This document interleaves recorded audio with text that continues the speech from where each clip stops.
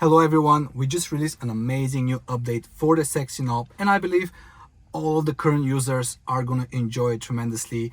So I'm going to pick almost every new feature that we added and describe it how you should be using it. So as you know, last update we only had the option to control the left and the right seat heater. However, we also added the option to control all of the rear seats, including the middle one if you want to do so. And as you know, you can change all of that through the intuitive S3XY app, so you can organize it the way you prefer. So currently my setup is the top left button is going to activate my seat heater. However, the one on the right is going to activate my passenger's one, and obviously the one in the back is going to control the rear left and the rear right. And I also added a steering wheel heating option to my S3XY knob. So right now if I press on it downward, I can adjust it and set it to level 1 or even level 2 if I want to, and my steering wheel is going to start heating up. So one big information that I need to share with you, because I see that a lot of you are having little issues with these type of features, is that yes, they're not synchronized with the Tesla's main screen. We know about this issue, we are trying to fix it, and we already have a solution for it. However, we're gonna probably release it around April. So until then, just know that everything that you activate from the knob is working, is gonna be on, even though the main screen doesn't show it. So let's say right now, if I wanna activate my seat heater, I can set it to level 3. And in a couple of seconds, I'm gonna start feeling it. However, the Tesla's main screen says it's still on level 0.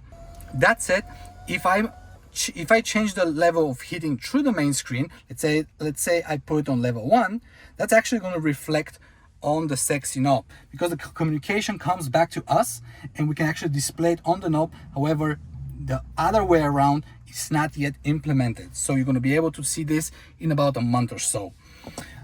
What else we also added is a brand new way to control your doors. We added an option that you can open any of the 4 doors with whatever button you want, but we also create a super neat feature called Submenus. By the way, shout out to the people in Discord. They are those that gave us a suggestion for that name and we love it.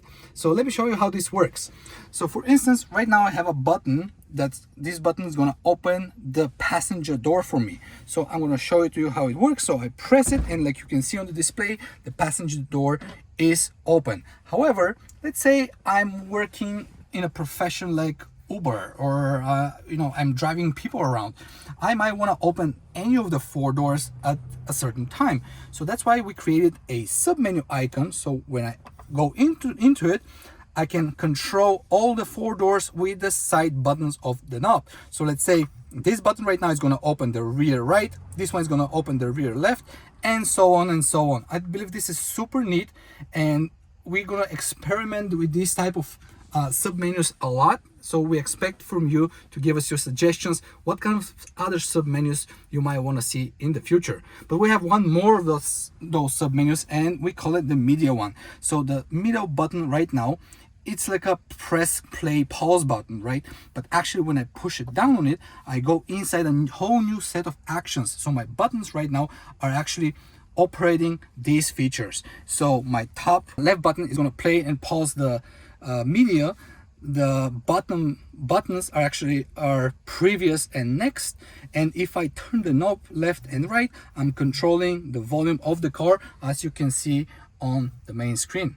So let's say right now if I press the play button, the music is gonna start playing, and if I press pause, it's gonna stop. And obviously we also added the voice control button that you can also use. And why I believe this feature is actually very useful to be in this position, because it's very helpful for my passenger. They can actually operate from over here rather than reaching all the way for the steering wheel. Another cool feature that we added is the lock unlock feature that a lot of you have requested about a couple of years ago when we first were developing the options for the S3XY buttons. So now we added it to the knob. So as you can see on the top left, I have the lock unlock button. So with every press, my car is going to get locked, and if I press again, it's going to get unlocked, which is pretty cool feature, I believe.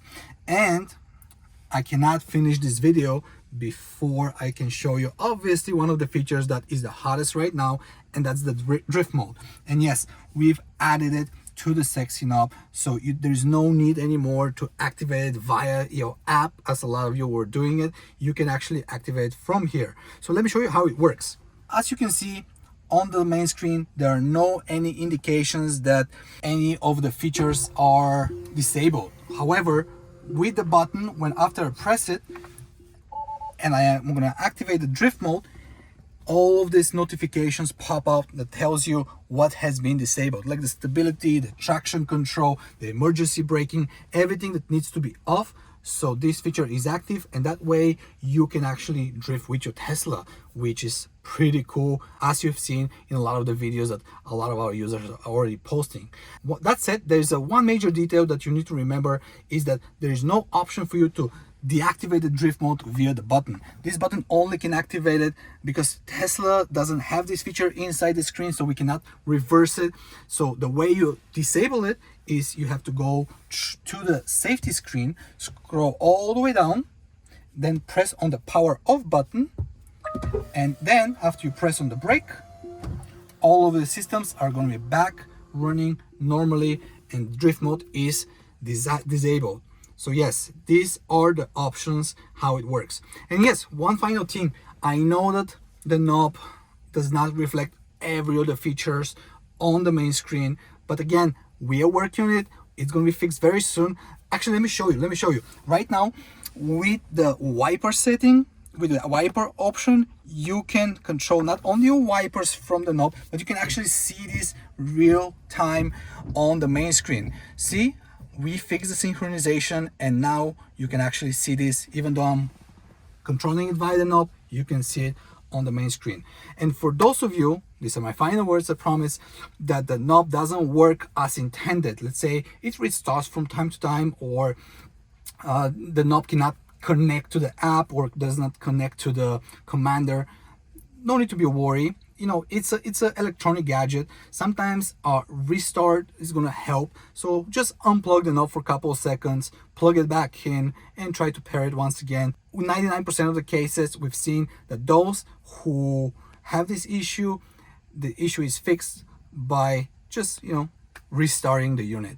So yes, tell us down in the comments what you think about this update, what else you want to see from us, and also tell me about the submenus. We really want to know how creative you are and what you want to see from us. So thank you so much for joining. Don't forget to subscribe. We are almost 10,000 subscribers.